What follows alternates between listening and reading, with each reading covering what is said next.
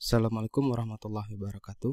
Selamat datang di seri tutorial berbasis web.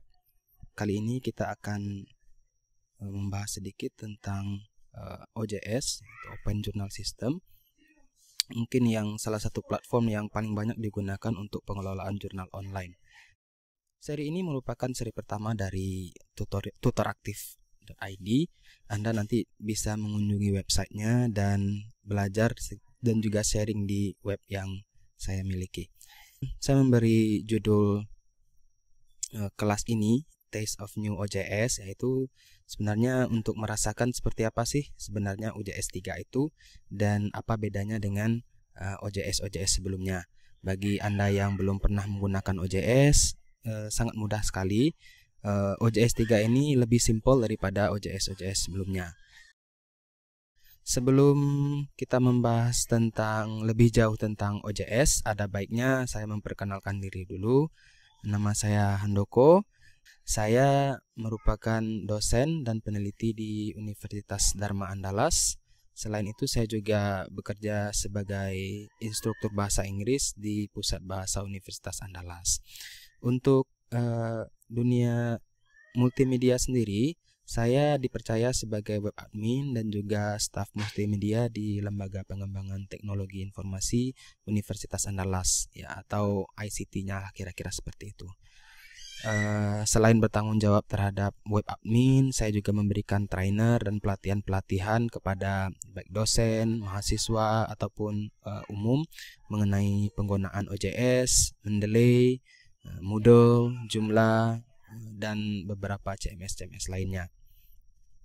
Selain itu, saya juga merupakan jurnal manager untuk beberapa jurnal di Universitas Andalas. Salah satunya jurnal arbitrer yang nanti kita jadikan sebagai contoh untuk latihan kita. Dan yang terakhir, saya juga menulis beberapa buku khususnya berhubungan dengan informasi teknologi seperti penggunaan OJS dan penggunaan Mendeley sebagai referensi ilmiah. Oke, saya rasa itu saja mungkin tentang saya. Nanti kita mungkin bisa lebih jauh berdiskusinya mengenai saya dan berbagi pengalaman baik di web ataupun di grup nantinya. Oke, sebelum kita mulai kelas ini tentunya kita membutuhkan class requirement, ya. Apa saja yang dibutuhkan bagi Anda yang ingin ikut serta atau mempraktekkan apa yang saya tampilkan pada web ini. Oke, minimal Anda memiliki skill komputer dasar seperti word processing, ya, Microsoft Word ataupun sebagainya. Yang kedua, Anda harus memiliki laptop atau PC sehingga Anda bisa mengakses latihan ini. Dan yang terakhir, sebaiknya Anda disarankan memiliki koneksi internet, ya. Selain untuk mempermudah pelatihan kita, juga nanti mencari beberapa informasi yang mungkin penting membantu kita dalam menerapkan OJS ini sendiri. Sedikit tentang buku saya. Ini saya sediakan gratis. Ini merupakan buku saya dengan Pak Ikhwan Arif, Ketua Divisi Multimedia di Universitas Andalas. Buku ini ada 2 yang kami publikasikan secara gratis, yaitu tentang OJS, pengelolaan jurnal, kemudian tentang pengelolaan referensi ilmiah dengan menggunakan Mendeley. Selanjutnya akan ada beberapa buku nanti yang mungkin kita akan sharing juga di web kita.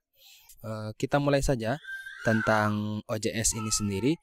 OJS atau Open Journal System merupakan salah satu solusi atau platform yang digunakan untuk mengelola jurnal secara online, ya. Seperti yang kita ketahui bahwa saat ini pemerintah Indonesia sangat giat sekali mendorong para peneliti dan institusi pendidikan untuk mempublikasikan penelitian-penelitian dalam bentuk jurnal online. Hal ini tentu sangat lumrah karena seperti yang mungkin sebagai informasi saja untuk para peserta pelatihan, bahwa Indonesia saat ini mungkin rankingnya dibandingkan dengan negara-negara tetangga kita untuk penelitian dan publikasi ilmiah sangat rendah sekali. OJS merupakan salah satu platform, mungkin platform yang pertama, ya, salah satu yang pionir dalam pengelolaan jurnal online, ya. Diterbitkan atau dikeluarkan pertama kali tahun 2002 oleh Public Knowledge Project (PKP) di University of British Columbia. Dan saat ini OJS versi 3.0 ya, dan ini sudah sangat bagus sekali. Selain di tampilannya juga ada beberapa fitur yang sangat memudahkan sekali dan menjadi salah satu standar utama dalam pengelolaan jurnal online. Pengalaman saya ketika menggunakannya, pertama dia lebih simple, ya, lebih elegan juga. Ya.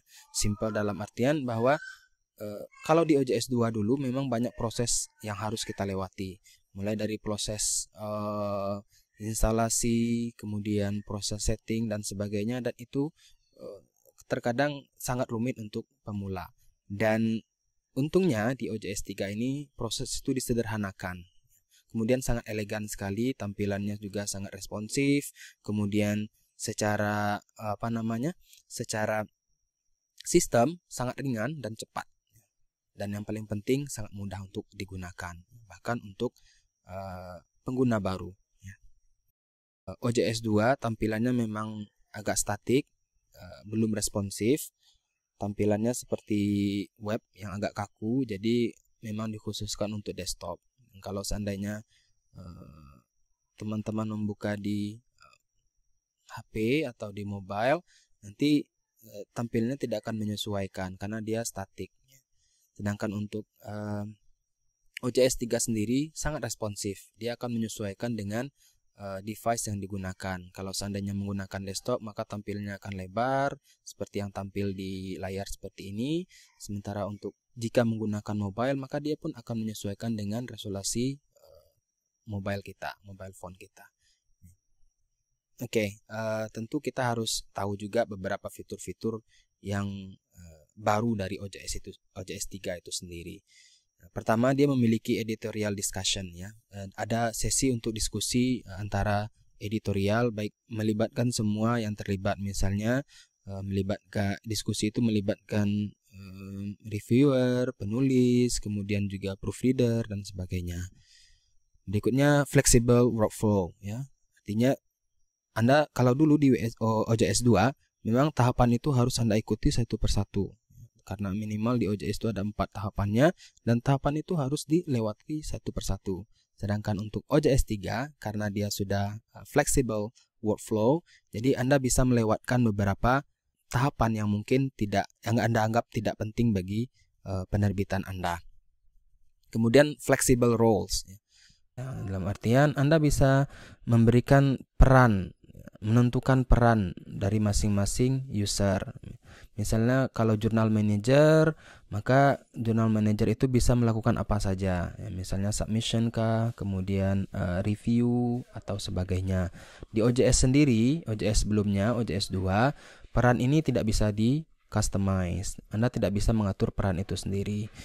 Kalau di OJS 3, Anda sudah bisa, dan Anda bisa juga membuat peran baru dan memberikan peran itu nama sesuai dengan kebutuhan Anda dan memberikannya tanggung jawab sesuai dengan yang dibebankan kepadanya.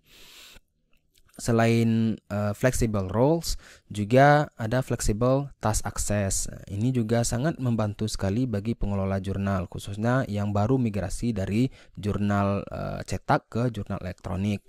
Karena di flexible task ini memungkinkan pengelola jurnal untuk bisa mengakses peran yang lain tanpa harus menambahkan peran tersebut ke user yang digunakan. Misalnya Anda login sebagai jurnal manager, ketika Anda ingin membuat sebuah isu atau menerbitkan isu, maka Anda harus menggunakan peran sebagai editor.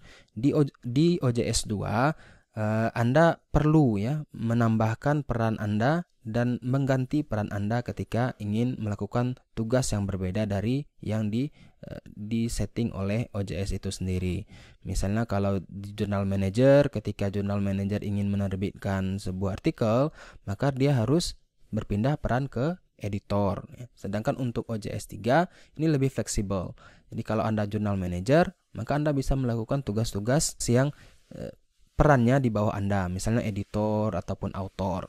Jadi tidak perlu lagi melakukan switch peran, kira-kira seperti itu.